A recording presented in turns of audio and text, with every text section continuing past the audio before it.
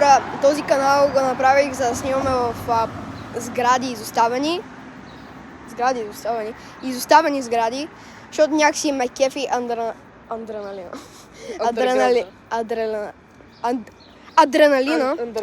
В реално изоставените сгради, защото чуеш най-малкия звук, котка да мине пред теб и ти бягаш и пишиш като ненормален. Вайба е много. И искам до края на тази година да стигна някакви 100 последователя. Да, това ми е целта за годината. И основно ще снимам с един мой приятел и още няколко хора. Да те показвам.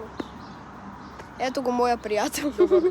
С него ще снимаме в изоставените сгради. Това е първата изоставена сграда. Може да я видите. Натам продължава изоставено училище. Историята е, че е имало пожар и 170 души са умряли на място. Не са им намерили телата, защото е пожар. И най-вероятно са още там, са скокали. Никой не го е чул това, нали? Така. И най-вероятно утре ще отидем към болницата в град Враца, менталната болница, изоставената. Има някакви истории за там бебета.